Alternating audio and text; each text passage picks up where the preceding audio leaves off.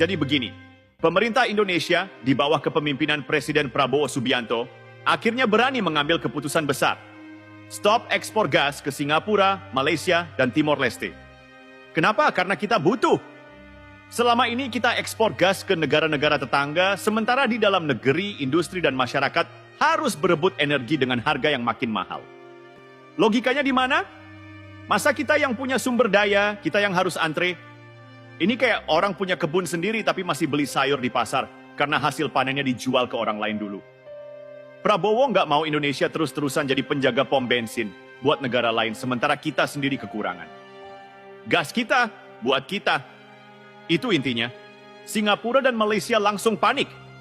Ya iyalah, selama ini mereka nyaman dapat pasokan gas murah dari Indonesia. Singapura bahkan lebih dari 50% gasnya dari kita. Malaysia, meskipun produsen gas besar, mereka masih ngandelin pasokan dari kita buat sektor industri tertentu. Sekarang, tiba-tiba Indonesia bilang, maaf, stoknya buat kami dulu. Gimana nggak kaget? Singapura dan Malaysia harus cari alternatif lain. Mau impor dari Australia, mahal. Mau bikin infrastruktur baru, lama. Mau marah ke Indonesia? Ya, silakan. Tapi ini bukan soal suka atau tidak suka. Ini soal hak kami atas sumber daya kami sendiri. Mereka harusnya sadar, selama ini Indonesia terlalu baik hati. Sudah terlalu lama kita seperti pelayan yang rajin nganterin makanan ke meja orang lain, tapi lupa makan sendiri. Sekarang pelayan ini sadar, dia juga lapar. Banyak yang bilang, wah, ini kebijakan egois. Atau Indonesia nggak mikirin hubungan baik dengan tetangga. Serius? Jangan lupa Indonesia bukan sekadar negara ekspor sumber daya. Kita ini negara berdaulat. Kita punya hak penuh menentukan kemana sumber daya kita digunakan. Kalau selama ini kita terlalu murah hati, sekarang saatnya kita realistis. Presiden Prabowo memahami bahwa kemandirian energi adalah kunci untuk masa depan. Data menunjukkan bahwa pada 2025 kebutuhan gas nasional bakal mencapai 1,471 miliar BTU per hari dan terus naik ke 2,65. 9 miliar BTU per hari pada 2034. Bayangkan kalau kita masih sibuk kirim gas ke luar negeri sementara kita sendiri kekurangan. Itu bukan kebijakan, itu bunuh diri. Ini bukan sekadar slogan, tapi target nyata. 71% bauran energi terbarukan dalam beberapa dekade ke depan. Jadi, jangan kira ini keputusan nekat tanpa strategi. Ini langkah strategis untuk masa depan. Sudah bisa ditebak, Singapura dan Malaysia bakal datang dengan proposal baru. Mereka pasti mau negosiasi ulang soal harga, atau mencari celah agar ekspor tetap jalan. Boleh saja bicara, tapi kali ini kita yang pegang kendali.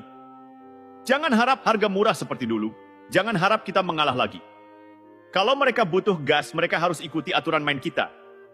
Indonesia bukan lagi penjual murah yang gampang ditekan. Kalau mereka ngotot mencari alternatif lain, ya silakan.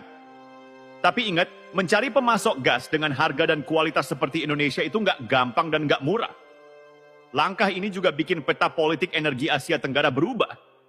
Indonesia menunjukkan bahwa kita bukan lagi negara yang bisa ditekan atau dianggap remeh.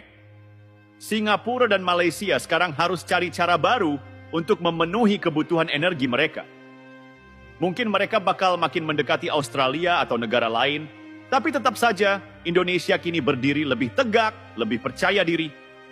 Di dalam negeri, kebijakan ini juga memperkuat posisi Prabowo sebagai pemimpin yang tegas dan visioner. Bukan pemimpin yang cuma main aman dan takut ambil risiko. Ini juga sinyal buat negara-negara lain. Indonesia bukan lagi negara yang cuma nurut dan mengikuti kemauan orang lain. Kita punya agenda sendiri dan kita jalankan dengan kepala tegak. Selama bertahun-tahun, kita seperti negara yang terlalu baik, terlalu murah hati. Sekarang, waktunya berubah. Gas kita buat kita. Ini bukan soal memusuhi tetangga, tapi soal menegakkan hak kita. Kalau Singapura dan Malaysia selama ini nyaman karena gas murah dari kita, ya, sekarang saatnya mereka tahu rasanya berjuang sendiri. Prabowo dan pemerintahannya telah mengambil langkah besar. Bukan langkah yang populer bagi negara lain, tapi langkah yang benar untuk Indonesia. Dan satu hal yang pasti, Indonesia hari ini bukan Indonesia yang dulu. Dunia harus tahu, Indonesia bukan lagi anak bawang. Kebijakan ini bukan cuma bikin Singapura dan Malaysia kelabakan, tapi juga bikin dunia melirik. Indonesia serius nih jaga sumber dayanya. Ya, serius banget. Selama ini banyak negara, termasuk yang katanya negara maju, terlalu terbiasa melihat Indonesia sebagai penyedia bahan baku murah. Mereka nggak peduli kita dapat apa, yang penting mereka untung. Mereka pikir Indonesia akan terus jadi lumbung energi mereka tanpa protes. Nah, sekarang skenarionya berubah. Prabowo nggak mau Indonesia terus jadi negara yang hanya mengekspor bahan mentah.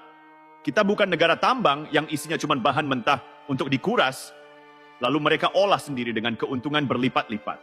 Sudah cukup kita melihat sumber daya kita diambil murah, lalu kita beli balik dalam bentuk produk jadi dengan harga selangit.